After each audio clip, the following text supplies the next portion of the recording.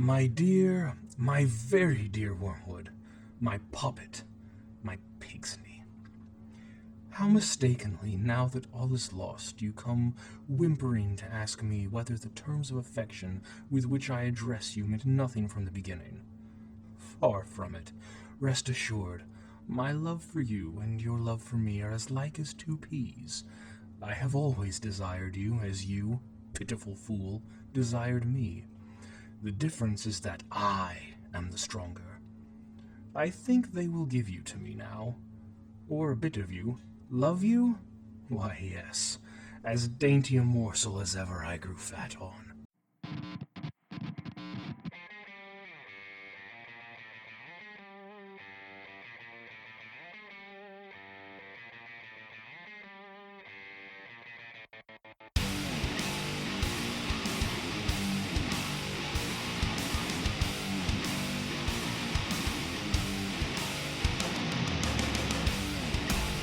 You might be retarded.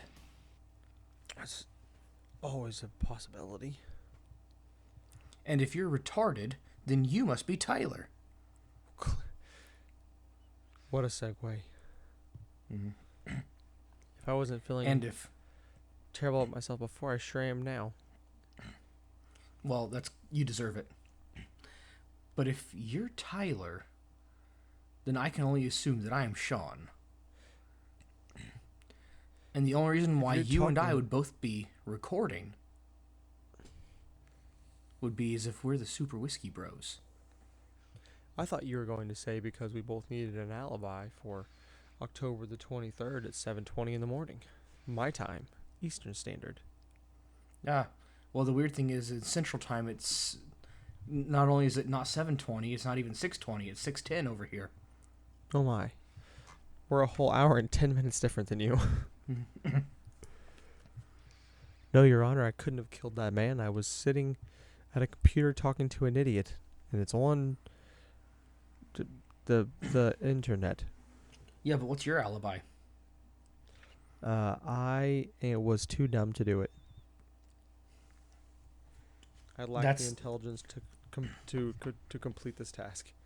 Rock solid defense. Couldn't go wrong. But anyways, Tyler, what are you drinking? Anyway, Sean. Yes. Well, so yesterday I ended up being excruciatingly busy on a very special day. A very, very good friend of mine finally got back from Afghanistan yesterday. So I spent a lot of time with him and his family. So I did not have time to pick up anything different. Which means I'm having some more of the Belvini. Yes. I don't know. But I'm having more of it because I was focusing all my time on spending time with this individual. So I'm having the same thing I had last time. I'm not complaining. It's fantastic. But I am being redundant. Yes. So,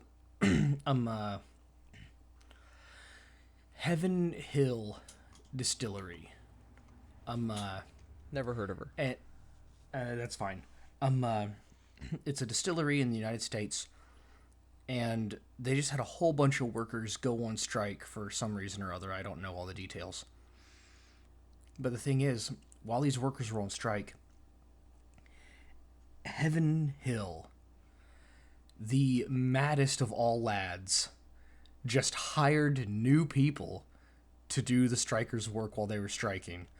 And whether or not the strikers are striking justly or not, that is so hilarious to me.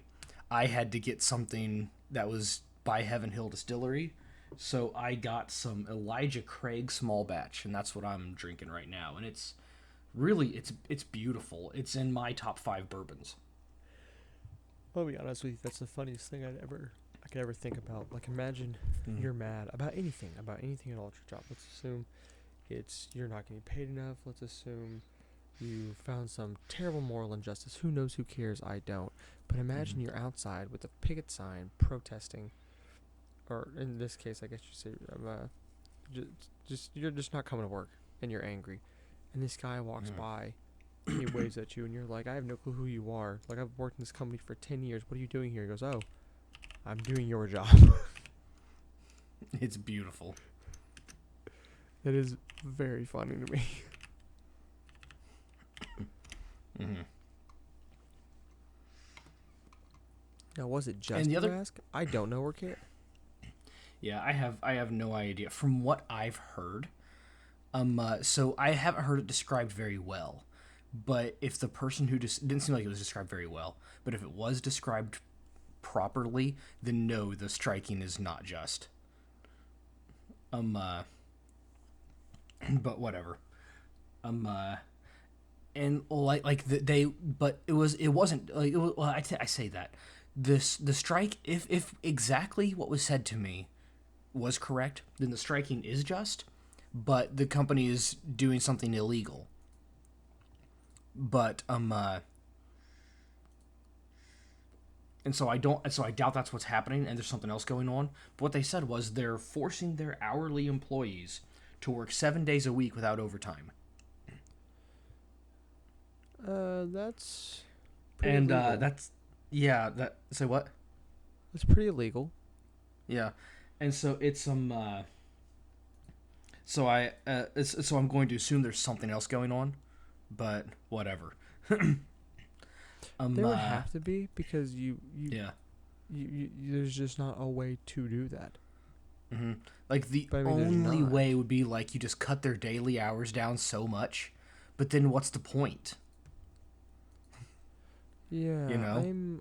I'm confused by that one because you can't do that. Yeah, it's like there's no need to strike. Just say, "Hey, United States Department of Labor, guess what?" you know? Okay, you Then know all those. ta-da. It's literally impossible for that to be the case. I mean, Yeah, just because here in a few minutes they're gonna have to do taxes. Yeah, the only way that would work is this, and that is the distillery is in Kentucky. And Kentucky has it set up so that you don't have to pay overtime for hours over 40 in a week if you pay overtime for hours over 80 in 2 weeks. And so and so they could be like making them work like 80 hours, like so, well, fairly well, 6 to 7 days a week, and then working, 12, 14 hours. And that puts them at 84 hours if you do that, and then just give them the next week off, and then they only get 4 hours of overtime. But still, they say, "Hey, I only get 4 hours overtime." Yeah, but then you get an entire week off.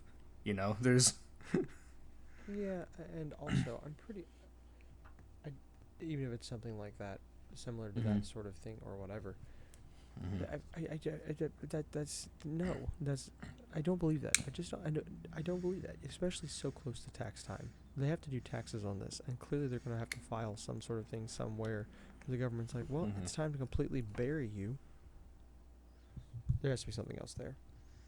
Why are we talking about that? It's interesting. Oh, That's because why. Sorry, I'm very tired. Yeah, and also because that has to do with the whiskey that I have. Hey, but similarly back on topic. What are you smoking? Well, that's the fun thing. I've been trying to do this one-handed. My mic stand, I didn't have time to adjust it this morning because I woke up as late as possible because I stayed up far too late and I'm dying on the inside and the outside, so I didn't set up my boom properly. So I've been trying to get my pipe together with one hand. Excellent. And it's very inconvenient. But as I am attempting to finish it off properly, I will tell you, I'm having some Capstan. Ah, yes. I'm smoking Cornell and Deal's Innsmouth English blend. But do you know why I'm smoking the Innsmouth? Because it was close to you. Because I don't have any 3 nuns. I believe that. I completely believe that you don't have that. You didn't even have to tell me that. I would have believed you. And why would I have chosen to smoke 3 nuns today, Tyler? Sean, you must tell me why. Why? Because that was the preferred tobacco blend of one Clive Staples Lewis. Who's that, Sean? You don't know who Clive Staples Lewis is, Tyler? Why, I'll tell you. He was the Irish-born son of a Welshman. He was a British writer and lay theologian, and he also wrote some fiction and nonfiction. Why you may know him as the author of the Screwtape Letters, the Chronicles of Narnia, and the Space Trilogy. Now that you mention it, I have heard of him. Ah, yes. Oh, so I need to correct something I said in the Tolkien episode. Yes. In the Tolkien episode, I said that I believe that they met during the Battle of Somme because they both fought in the Battle of Somme, or they fought in the Somme. They could not have met there, and I thought they had, and they must have met after that. And it's because it was November of 1917 or 1916. I mean, that J.R. Tolkien was shipped away from the Somme, but it was November of 1917 that Lewis arrived at the Somme. So I appreciate you correcting, for the sake of posterity, your previous words, but I, like everyone else on the internet of all time, forever, did not double check you and chose to believe everything you said to the word for the rest of my life. Yeah. And typically, it's fair to believe everything I said to the word for the rest of my life, but this one time, as always.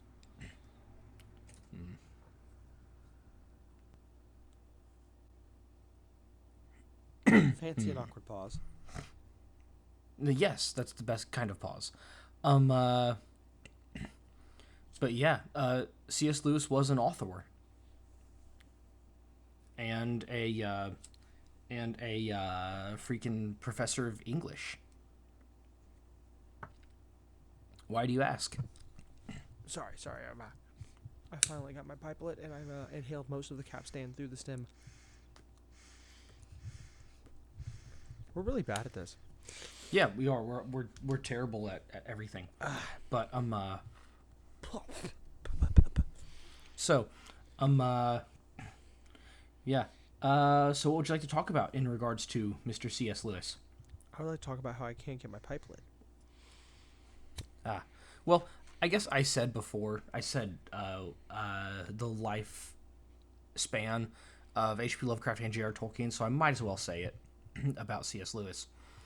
November 29th, 1898 to November 22nd, 1963. Which means a few things. He died exactly... Yeah, he died exactly 1 week before his 65th birthday.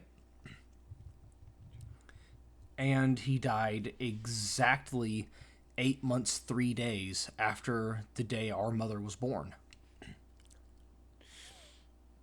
He knew.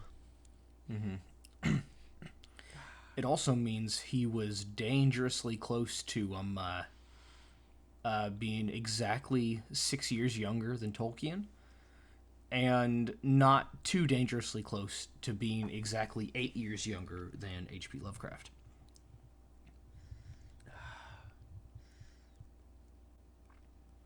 Okay, sorry about my non-contributing. This has been a struggle this morning already.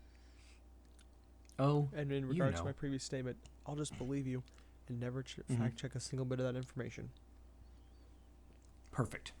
And my capstan is very dry. Quite terrible. Oh, okay. I'm back and pretending like I care. So, obviously, we've chosen this route because we're talking about some of our favorite authors. So it's pretty clear without me saying it, but I'm gonna say it. C.S. Lewis is one of our all-time favorite authors. For me, he's definitely top 5. Zero question about that whatsoever. Hard for me to give a true top 5 in order, but he's definitely in the top 5. Zero question. Here we go. I asked Brooke this question last night, maybe, or 2 nights ago. I don't remember. I'll ask you the same question because it's relevant to us. Sure. So our 3 favorite 20th century authors are likely, at this point in no particular order, C.S. Lewis, H.P. Lovecraft, and J.R.R. Tolkien. Without question. Yeah. Arrange those 3 from first to third in order of writing quality, critically.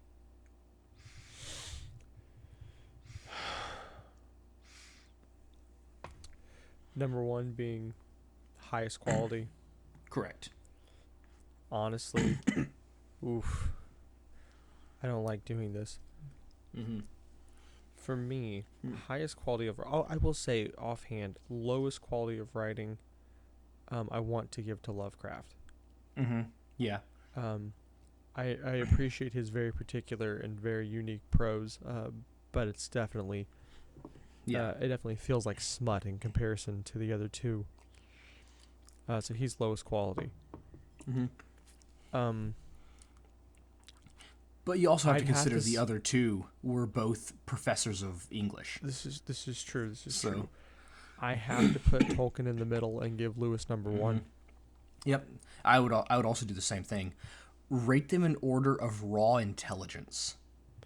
Well, H.P. Lovecraft is once again.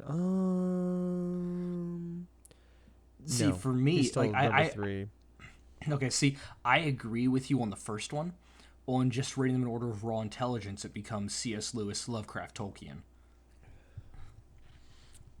I mean, from number 3, number 2 to number 1. So the smartest, like as far as like actual thinkers, how smart of a person you are. C.S. Lewis is smartest, then Lovecraft, then Tolkien. All three brilliant, but I have to put them in that order. I would switch your 2 and 3 spot around for one reason. So Lovecraft's desire in his education is the exact same as mine. He really loved the traditional concept of the Oxford scholar, where you're extremely well-rounded, you have a field of expertise, but you are the gentleman scholar, and that was his passion. But it's important to remember that he never reached this true goal, as he never got to have the education to the full extent that he wished. So we've never spoken to any of these men. Excuse me, but I will base this purely off of the letters they have written and the way they write their letters. Lewis has hands down the most intelligent letters. Tolkien has a runner-up and not really a close one, if I'm being honest. I mean, obviously Lewis, professor of English, and Tolkien was what's the specific word I'm looking for? The language specialist. What he was good at. You know the word I know. No. He was a professor of Anglo-Saxons. That's what thought you were saying. Well, no. He. There's a word for it. That was his. It was considered widely to be his specialty, which was just languages. Essentially, there's a word for it that I'm not thinking of. But not important. Linguistics? No. I'll think of it at some point later. But it had a very particular name. But you would think Tolkien would be number one. But since technically speaking, his specialty teetered more towards what would be the anatomy of a language, which is why he was so good at making languages. And I think Lewis is the most intelligent and most eloquent. And then I put Tolkien at number 2. And again, Lovecraft is number 3. Because while it was his strongest desire to become, I think he was striving to become what Lewis and Tolkien were, and was never able to finish because of the financial issues him and his mother and extended family faced in getting him his education. Yes, but this is another thing to consider. That would imply that the other two had more like raw knowledge than what Lovecraft had. But just going by like just intelligence, you have to realize that he is, if not what you would consider on par with the knowledge that they have, really close. And other than just a handful of years of school, like the other two men are absolutely college educated. They work as professors and all that. Whereas H.P. Lovecraft was completely self-taught, completely self-educated, and that to be able to do that and still get to that point requires a vast amount of intelligence that I don't think the other two. That's fair, but the problem is he still didn't reach the same level. So I mean, I'm considering this based off of entirely. Well, see that's the thing. Yeah, see that's the thing. I wasn't You can know almost nothing and be extremely intelligent, because I I guess that's you're viewing intelligence in this case as the things you know and how you've been educated to know those things. I'm viewing intelligence as one's mental reasoning and their capacity to gain and retain knowledge. I'll counter it, because that's not quite my viewpoint. My viewpoint is much more. Here's the thing: these two people know more because Yes. they had help by educators, but they still know more. Yes. So I mean, they were able to use their intelligence to retain all this information and know more. Yes, Lovecraft didn't have the opportunity, but here's the thing: he was less. If they were all in the exact same field and they all felt the same level of intelligence, then yes, Lovecraft would be the superior one. But since he feels inferior because he taught himself, then yeah, he is at best on par, and so I'm going to make my judgments based on that. He is at best on par, and therefore, since he knows less, I would have to say, reading the letters, I'm going to give it to these other two. I'll give him. We can even put him on almost all the same level, and or say that he's tied with Tolkien. But that's the thing. He is aware of, and that was his life's goal, was to strive for education. Even doing it on his own, because he came up with less. Yes, it's because he wasn't pushed in the right direction, but he still ended up with less because he had less help. Therefore, he can't be more intelligent. All right then. Now ranking them in order of their stories themselves, like not the quality of writing, but whose stories are the better stories. That's tough. So, Because when I do that gives me Lovecraft and Tolkien tied for first. yeah. So Lovecraft, I won't tie them. I'm going to put Lovecraft at number one for one specific reason.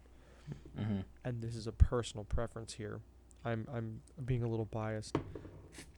You can walk away from a Lovecraft novel and wonder, is this happening right now in my world? This very second. There's nothing in Lewis or Tolkien. There's some stuff in Lewis, but not in Tolkien, that makes you walk away going, is that happening right now? Did that happen in our universe? Because obviously these are fantastic universes. Lewis and Lovecraft created a mythos inside of our universe. He created a backstory for where we are right now. Tolkien did not. Lewis technically did. He technically did. He wrote something around, I almost said the Great War, World War II. Around World War II, yeah. That's half cheating In our though, world. because of how none of it happened or how little of it happened in our world. Absolutely, it absolutely is cheating. It absolutely is cheating. But it does make you, if you because we read those books rather young. The Chronicles of Narnia we read rather young. The number of times I definitely tried to walk into a wardrobe off the charts. Because Absolutely. you did feel that. So I would say Tolkien actually gets number 3 for me.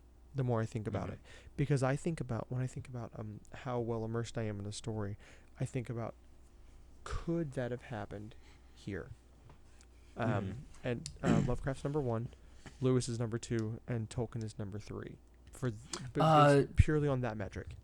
Technically, Tolkien's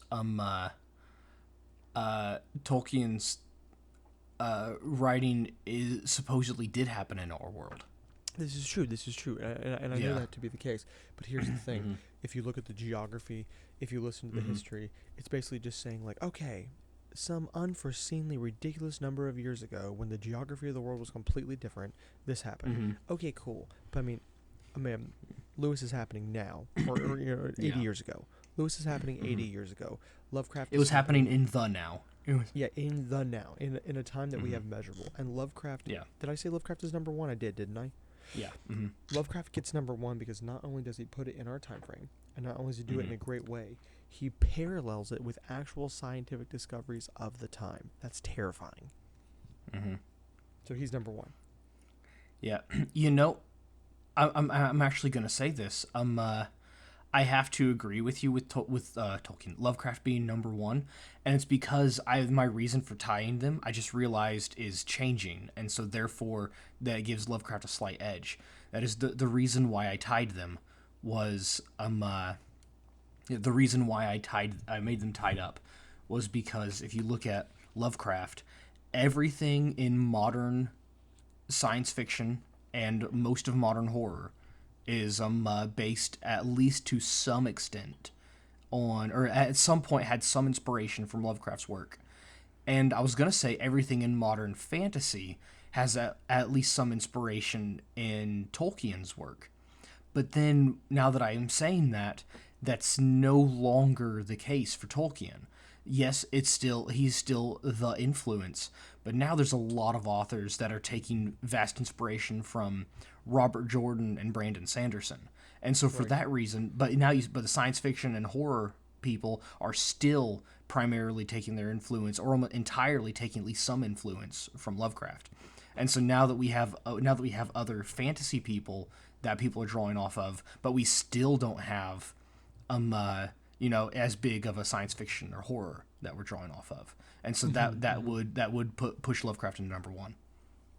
I agree with what you're saying. We are experiencing the time marches on moment of literature, because we now have people are still inspired by these people, but we are now finding new inspirations to be that these guys wrote 80 years ago sort of bit of inspiration, because everything goes in cycles.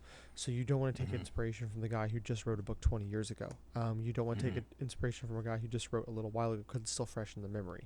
And obviously these guys are huge, but I mean, if you wait 80 years to write the same book, then people will accept it. Yeah, which, by the way, that shows how awesome Brandon Sanderson is, because people are using his books. People are using his books as inspiration right now, and his most recent book was published like in 2018, and people are still taking his that's awesome. He's incredible, fantastic. but it's also a bad move, but incredible. Yeah, but we completely got off of C.S. Lewis, and I don't care. I'm leaving it. Yeah, absolutely. It was a worthwhile talk. But the title that I have for this video, Mere C.S. Lewis, no longer makes sense, but I'm still keeping it because it was genius to think it up. But merely C.S. Lewis and everyone else. Yeah. But which of course it kind of, this is, at least for the time being, this is, and after we do, our 2 episodes about C.S. Lewis, we're just going to move on to other things and talk about whatever we want to. And so it kind of makes sense to, in talking about C.S. Lewis, tie the 3 authors together, Absolutely. So, and I wanted to make a comment here. You and I haven't even talked about this yet, and I just had this thought as we're having this conversation. There's a serious chance that the C.S. Lewis talking about the author and his works could end up being a 2-parter. Because we're already 27 minutes into this, and let's be honest, we're gonna by accident dive into C.S. Lewis deeper than we did these other 2 authors. Because and part of it's going to be on my part, because C.S. Lewis is a genuine life-changing author for me in a way that you and I have actually never talked about, and it'll probably have to come up in this conversation. And I could accidentally drone on for a very long time about it. And that's perfectly fine, because I'm typically the one that dominates these, and so if you dominate one, I don't think anyone's going to complain. Oh yeah, but what I'm where I'm getting at is I have now looked up again, and we are at 28 minutes and 14, 15 seconds in, and we haven't technically touched on Lewis in the ways that we want to. Yeah, we said his name, and you said all the cool little factoids that I do appreciate, but we haven't got into a single thing, and I could drone on for an hour about the implications of his work to me, but let's avoid saying that, and we'll just kind of play it by ear, because we love doing that. Yeah. So the the reason why it could be so easy to just go on and on about C.S. Lewis is because, when I went to the intelligence ratings, you put Tolkien at number 2 and I put Lovecraft at number 2, but I think we both realized that our second pick is a distant second. And so that really, I am and I made this statement before Yeah, I made this statement previously in the Tolkien episode. Oh crap! There's something I was gonna say. I was gonna say at the very beginning, and now it's an interjection to say it right now. But so I'm gonna finish saying what I'm saying about what I said earlier, and then I'm gonna go back and say what I had thought to say and forgot to say. But anyways, what I said was, like, C.S. Lewis was so brilliant in his writings and so incredibly what I said before, and I still hold true to this, and that is his writings, especially like Mere Christianity, completely and 100%, in my opinion, written under the inspiration.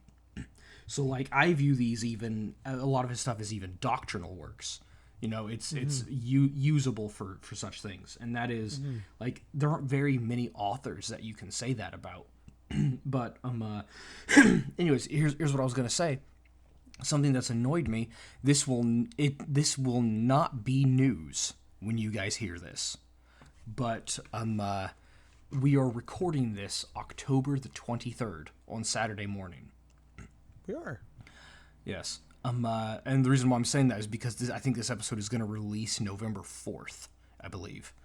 And so that it's going to be a strange way to do. And so you guys are going to, you know, it'll be old news by then. But Tuesday of this week, which was October 19th, it was announced that the game that everyone is looking forward to the most has been delayed by a month. Elden Ring is now releasing February 25th. Yep. Mm-hmm. And did you sign up? Yeah, did you sign up for the network test? No, I don't think so. No, I did. I should. I'm very excited. Yeah, I was. I don't know if it's truly they only select a select few people. I don't believe that to be true. I bet everyone who signs up will be selected to some extent. Sure. And the reason why I believe that is because they have a well, like for example, one of the last games Bandai Namco released was kiss my butt. Code Vein. I signed up for the network test for that, and I was selected. And if I'm selected for anything, surely everybody is. This is fair. And so I'm assuming this is going to be the same way. I am. I would love to. I would love to partake because I am very interested in what I will now be calling Jumpy Dark Souls. Mm-hmm. Did you see the picture that I made for that? I'm going to post that in the Discord. Jumpy Dark Souls. Yeah. Yeah. Well, no. They released or somebody leaked those 27 seconds of footage, and it was just the guy jumping several times, which is, by the way, hilarious. Mm-hmm. And I made the one that said people watching Elden Ring gameplay. Oh boy, a FromSoft game where we can jump. And then I put down the underneath, and then I said, Sekiro, am I a joke to you?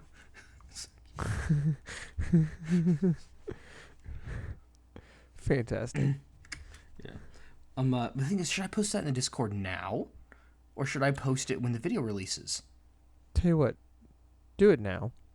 I'll do it now. Be ahead of the game. It's important. Mm-hmm. Also, judging by the way I feel right now, I might be posting the Discord in between our recording sessions and speaking sessions today, because I might have to take a poop picture. A poop picture.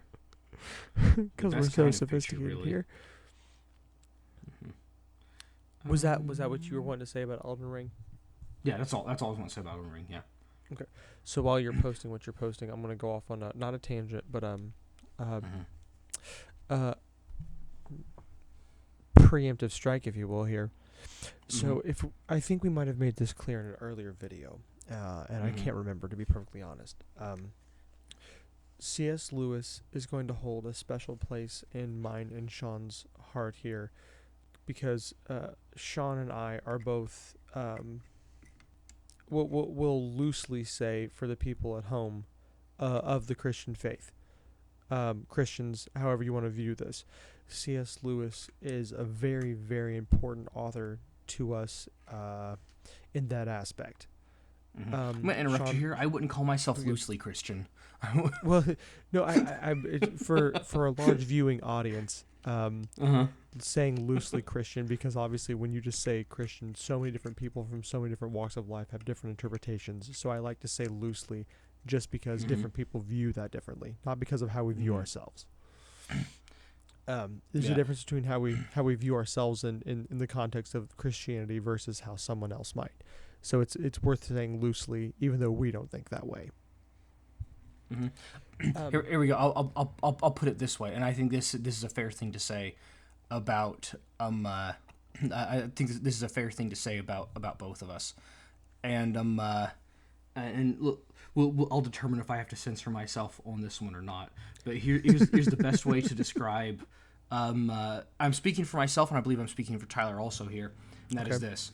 These are this is the best way to describe where we sit in the Christian spectrum, and that is Joel Osteen is a faggot.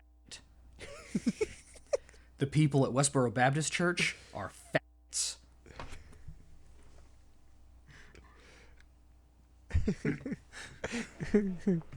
Well, we might require censoring, but I don't disagree.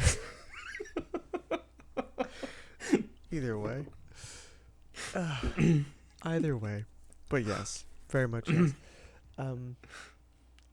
But for the sentence I was making there, C.S. Lewis, like Sean was saying momentarily ago, when he mentioned saying his works are doctrinal, we'll say, I definitely view C.S. Lewis in the same way that I view an apostle of Christ, and their works in the Bible, and how they're viewed in the Bible.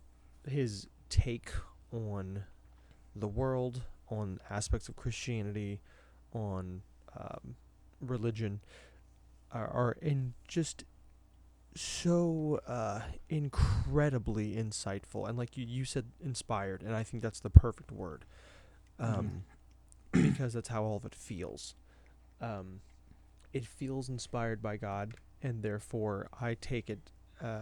I definitely take it, like you said, as doctrinal. So he's a very special person to us for those reasons. Yeah, and so I can't say I've fabricated any like doctrine from C.S. Lewis's writings. I can say that doctrine that I've already held and believed to be true, he has found a way of describing that I couldn't, and so I now use him. I now reference him in the same way that I would reference another anybody else in that way. But there's like an opinion that I kind of got from thanks to C.S. Lewis and J.R. Tolkien. That is like with me being on one end of the Protestant spectrum, C.S. Lewis being almost literally the opposite end of the Protestant spectrum, and then J.R. Tolkien being Roman Catholic, and then me seeing that how these people are, and knowing who these people were, who these people were, how they were, what they acted like, what they believed, and everything.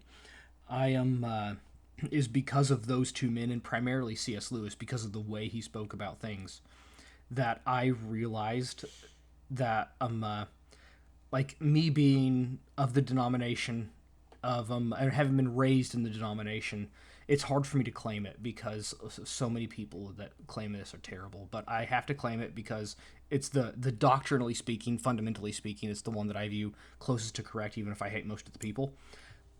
So with me being in the denomination that is called Pentecostal holiness, I was raised with that denomination, and so it's very much, if you're not, that's the worst one about, if you're not like me, you're wrong. And it was people like, our cousin, our dad's cousin, who is a Baptist, and then people like C.S. Lewis, all the way in the Anglican Church, J.R. Tolkien being a Catholic, people like that, they for me it's it becomes it was because of people like that I realized that just because someone, you know, has a different a belief system, you know, that doesn't make them wrong. Like, as long as, like, if you it's because that I came to the realization of, if you're not doing anything and living in, well, not necessarily doing anything, because almost everyone does something in this way, but if you're not living in a way that is mentioned as being implicitly sinful, and you tell me you're a Christian, then my duty is to my duty is to treat you as such. And, you know, and if you're doing something that, you know, I can't prove is implicitly sinful, but I believe is a fault and is a wrong and something you shouldn't be doing, I shouldn't ostracize you for it and push you away. I should just say, you know, I should just include that fault in in my praying about you and for you, and just say, hey, my prayer should not be, Lord, save this person because they're doing this thing and therefore they can't be a Christian, but, Lord, if they shouldn't be doing this thing, show them they shouldn't and help them. And if it's okay that they're doing this thing, help me to stop worrying about it. It's worth mentioning too. It's along the lines of what you're saying. The way C.S. Lewis talks in comparison to how, well, obviously you and I were raised in the same church and in the same denomination. Yeah. But it almost feels this is funny to say to me. Lewis almost feels like a New Age doctrine in comparison to what I lost you there. Lewis almost feels like what? Lewis almost feels like a New Age doctrine in comparison to how we were taught, because technically speaking, he has the reins a little looser, and in my opinion, more accurately. The Pentecostal holiness to me is almost saying, here's the most extreme version, stay on this and you'll know you're okay. They don't say it that way. But that's how I sort of viewed it, through the lens of, here's the most extreme version of what we're saying. Do this and do this as a safety net, if that makes sense. It was the extreme thing. Lewis loosened those reins a little bit and said, here's all the reasons why these things are fine, or not specific things, obviously, but this concept of thinking, this way of thinking, all of this is clearly okay. And I think I latched, and this is a terrible thing to say, but I think you'll understand me when I say a lot of Lewis's writings were more helpful to me than sermons and maybe even some biblical scripture in some ways, because of the ease of understanding. But definitely more than most people I've heard stand in front of me on a pulpit and speak. Yeah. Well, see, and that's the thing. Like, you'll see this like, the true doctrine of holiness is technically the most correct, but it's become skewed in its teaching today. So, like, it's like, since, you know, we're obviously drinking whiskey right now, I'll go to the drinking of things. The elephant in the room. Yeah, offend everybody. The teaching of holiness in regards to drinking is, or the actual, like, basis for the doctrine goes like this. In the Bible, it teaches against drunkenness and drinking to excess. So, if you practice teetotalitarianism, I promise you will never get drunk. Better safe than sorry. Yeah, exactly. And that's shout true out and H.P. accurate. Lovecraft. Yeah, exactly. But but today's teaching in that particular faith has become, the Bible says not to get drunk, and, you know, if you take one drink, you're one drink drunk. I've literally heard that phrase before. Yes, I have too. And that is, so, like, that is, like, yeah, that's great and all, but, you know,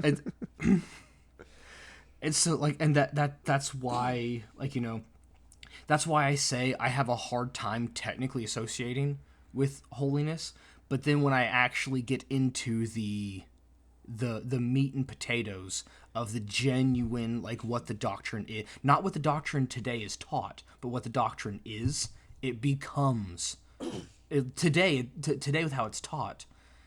I can't say it's not the most correct, because I've never seen anyone who's teach it perfectly right. But with the, like, if you go into the what it is and what it's supposed to be, what it's supposed to be is the best. And I believe it the way it's supposed to be. It's worth mentioning right now, this is exactly what I was talking about. We're 45 minutes in, and we haven't talked about anything we want to talk about, and I'm going to keep going because, to me, C.S. Lewis, if you read Mere Christianity and Screw Tape Letters, just to name two particular things, C.S. Lewis, to me, is a fantastic definition of work out your own salvation with fear and trembling. Absolutely. So, and that's where it kind of counters Pentecostal holiness as a concept. It doesn't counter it. That's a wrong way of wording that, but I hope you know what I mean. How do I want to word this? There is not a lot of room for work out your own salvation with fear and trembling in Pentecostal holiness. And this is true with other in the way it's taught today. Yes, of course. And then this is the reason why when I say something like Lewis has been more helpful to me than most I won't say all, most people I've heard give sermons, because he brings it from a perspective that I appreciate, which is a philosophical standpoint of everything you're hearing. And a lot of times, especially I'm just going to keep referring to Pentecostal holiness because, again, that's what you and I were raised in, spent the majority of our life being taught. You're dealt in absolutes all the time. You are never given a concept. Not really. Some people do, and good on them.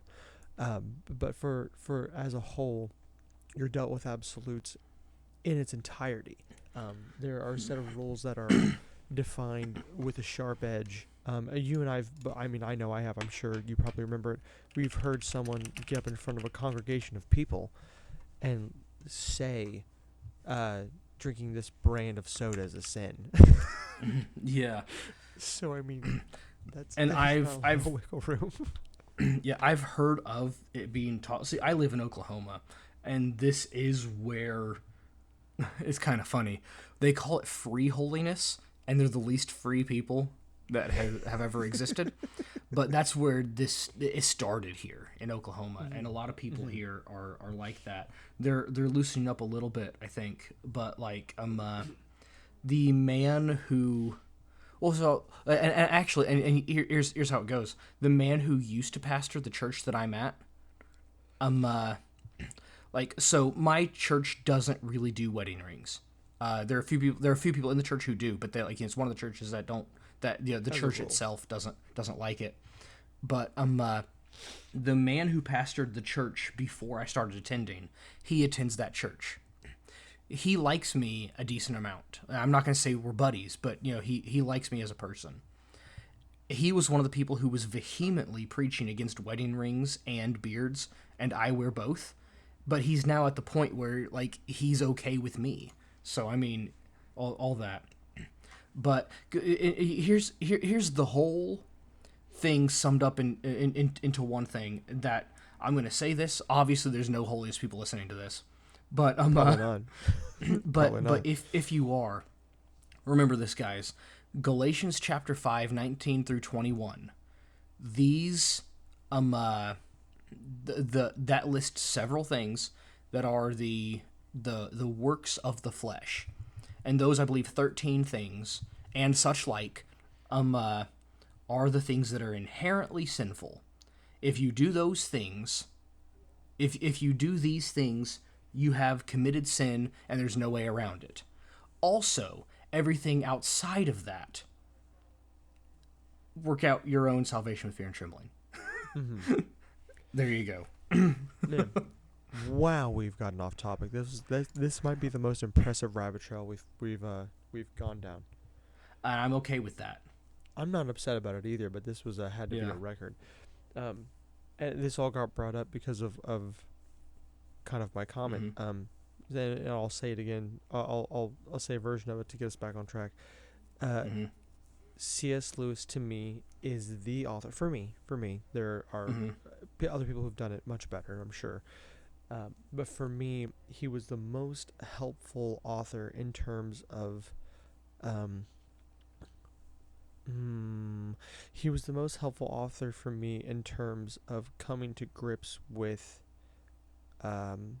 Christianity, God, the philosophy of being a Christian more than anyone else, and that was very important to me in my early to mid 20s, in particular, when there was a lot of very very back and forth I think everyone goes through a crisis of faith, to some degree, and I think if you don't, then you're in for a very rough time soon, because I think it has to happen to everyone. I don't believe that everyone who, even people who aren't necessarily weren't raised Christian and didn't weren't raised with those instilled beliefs. I think every person in the world goes through a crisis of faith, and I'll say, because it's biblical, that God has to reveal himself to you in some way in your life, because he promises that he will. But if he is revealed very early to you in the most primitive of senses, I think being raised in church is a primitive sense of God revealing himself to you, because there's nothing in there that God's necessarily revealing himself to you. You're just exposed to it. So I'll call that the most primitive, because people outside of the church tend to get a much more aggressive version of it, and I envy it, if I'm being perfectly honest. But he helped me through mine more than any other individual ever had, because it was just me in a corner reading a book, and that was much more powerful to me than sitting in a room with 100 people, having someone red in the face spitting all over the front row, talking to me about whatever how that person happened to be talking about. Yeah, absolutely. Man, Going back 51 to minutes. Wow.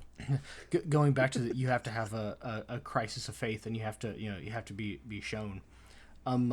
This is how wonderfully smart I am. I have a quote of my own. This is a Sean quote, and no one else has claim to this quote.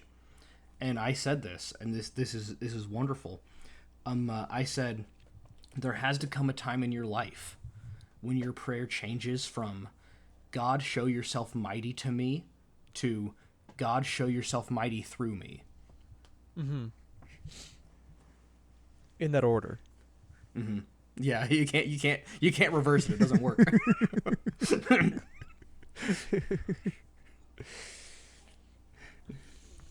Well, now what do we do right now?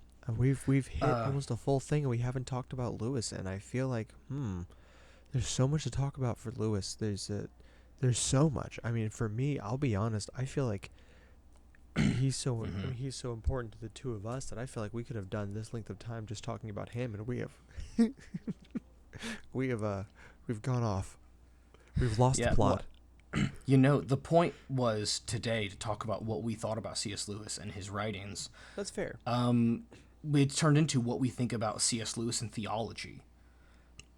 And I think that's a fair introduction to C.S. Lewis, because what were his writings if not theological? This is true. Well, in that case, screw it. I'm going to go on the tangent that I wanted to, and then we'll do our other one at a later. Yeah. You'll hear that a week later, people. Yeah, go on your tangent, and after that we'll record our... It was going to be just about the screw tape letters, and we'll see what happens after that. But yeah, what's your tangent, my brother? Okay. C.S. Lewis is the reason, and this is a recent development for me. This is a bit of an opening up moment, and you and I haven't talked about this. And this has honestly been much more recent in my life than I'd care to admit.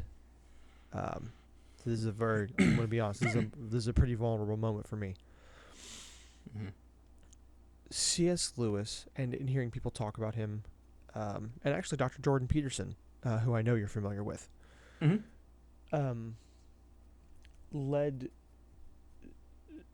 pushed me in a direction where I realized that my biggest issue throughout my life, wow, this is getting heavy on the theology side.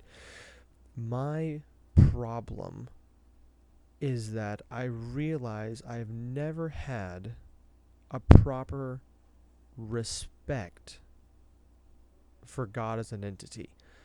And this That is is a very problem. clear. It's a huge problem. And when I say it's much more recent than I'd care to admit, I mean every bit of the past, honestly, not even the full year, if I'm being honest. And I am, of course. But there was a lot of moments of reading some C.S. Lewis passages and listening to some other people talk about his passages, actually. That's why I was kind of excited to do this, because this has been on my mind a lot. The way that he teaches in this concept of you never get the sense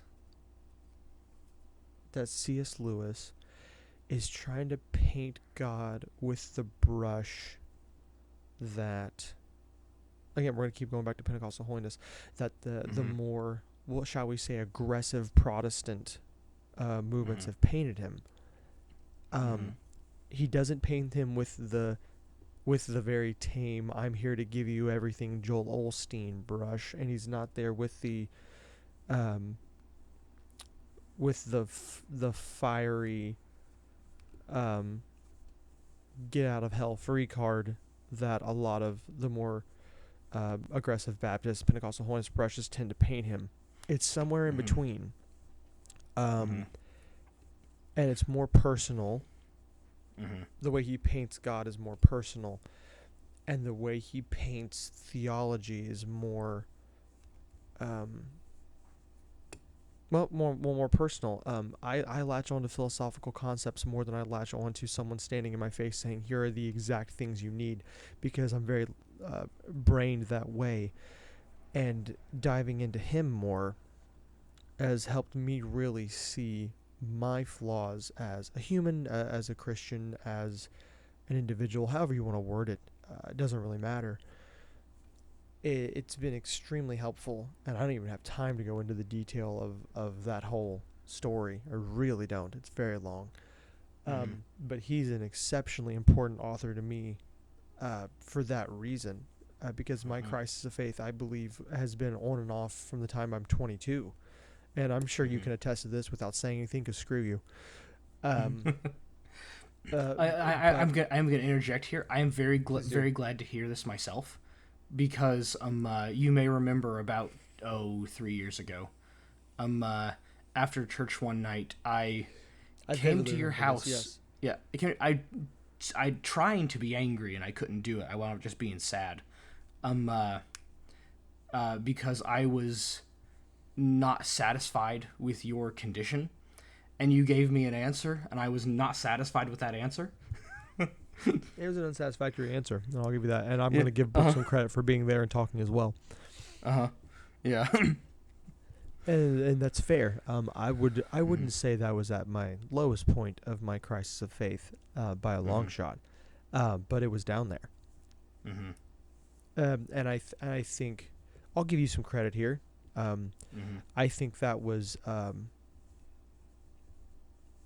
wow, we're diving deep into a deep subject now. Good Lord God. That was I'll give you some credit in that being a pivotal moment, if you like, because I definitely thought about that. Oh my goodness, I probably thought about that a handful of times every single week for years. 3 of them, one might say. Yeah. And I think I don't like the word wake up call, but it's fair. I think that was pivotal for me. I think it became pivotal for me in thinking, well, maybe I've been too far on the, this is hard to say. Maybe I've been too hard on the Joel Osteen side of faith, not in the prosperity sense, but in the loose, lackluster sort of sense. I haven't changed any of my opinions as far as, like, I love going to Catholic church. I love intense amount of respect put on excuse me, the Word of God, and the, shall we say, excuse me, physical components of the Word of God, the Bible. I love that. I've always loved that, and I'll continue to love that, because it's very important to me. We were both raised in a household where you didn't put another book on top of the Bible. So I mean, like, there's a reverence there, and the immense amount of reverence shown to that is very important to me, and it's in a way I've never seen before. So I like continuing with that because that's important to me. But that was a pivotal moment for me, and reading Lewis was instrumental, and hearing people talk about him and diving further into his philosophy was instrumental. So now let's bring it back down in a circle here because I'm getting off on a tangent. Inside of a tangent, Lewis is a pivotal person for me in my mere Christianity, shall we say. I'll wrap it up with that line. Yeah, also, I made the statement before, and I chose my words carefully, but you guys don't know me enough to know that I chose my words carefully. I made the statement that I subscribe to Pentecostal holiness because I believe that it is the most correct. I didn't say, I'm not like the other Pentecostal holiness in that I believe it is the only correct. I said I believe it is the most correct. There are potentially other corrects. Just in my opinion, this is more correct. Yeah, I think we're about to set a record for the most time someone said work out your own salvation with fear and trembling in a single hour and some minutes. But yeah, that's the statement. Yeah. Oh, and since we're bringing up the theology stuff, someone who would like to point fingers against might point out that earlier in this thing, Sean said the word fat. I did. I just that. want to come out. I just want to come out and say, "Fat." Did you say you just want to come out and say fat? No. You heard me. But I am down for it. We probably should be censoring all of those.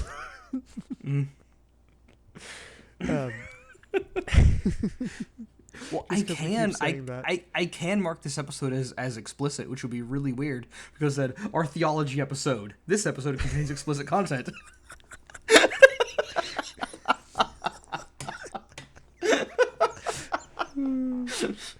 Nah, let's just bleep it. Oh man, we'll have about what is that, like 7 instances of bleeping us out on the most theological episode we've ever done.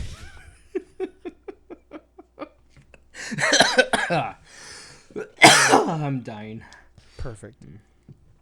Well, man. So on a side note, yeah. I have been so dehydrated the last couple days because I haven't same drank like any water at all, but I've had plenty of coffee.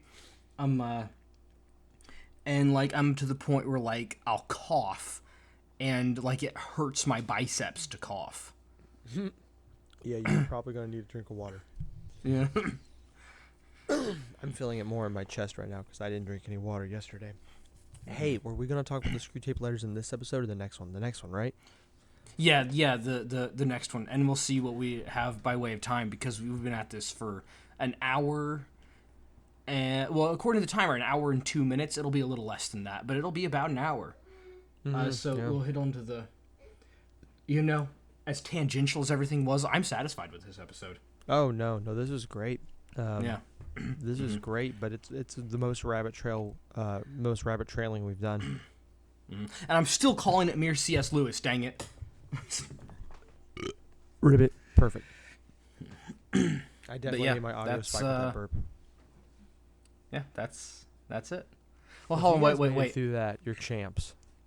Wait, I've had the C.S. Lewis Wikipedia page up, and there's something interesting that I want to see before we get off here, because going down the biography section of the contents, it says this: Return to Christianity, Second World War, honor declined, and I want to see what this is. Honor declined.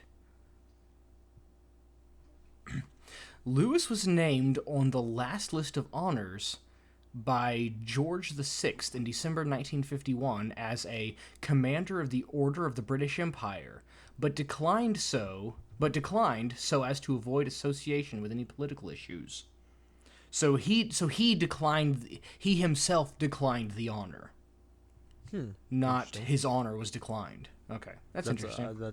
That makes me feel better about the statement you just made. Yeah. Well, if I could leave us with my favorite C.S. Lewis quote of all time, this is, I'm going to go ahead and say, the most out of context C.S. Lewis quote. It was written in a letter to a friend who was thought to be dying, she ended up not dying, and he died, oh my goodness, less than a year after he wrote this letter. So if I could leave us with this one for this episode, there are far, far better things ahead than any we leave behind. Hands down, my favorite thing he's ever said. Don't read the letter. It's crazily out of context.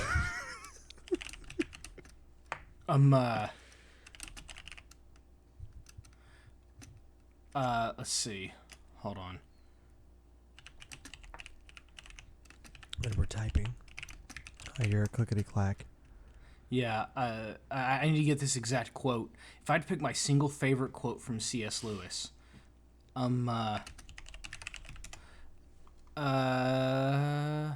cut you off to tell you what it is. You could never get. It was the one about tea in a book. No, but go ahead and give that one Perfect. because that's a great one. I'm gonna. I don't have it in front of me.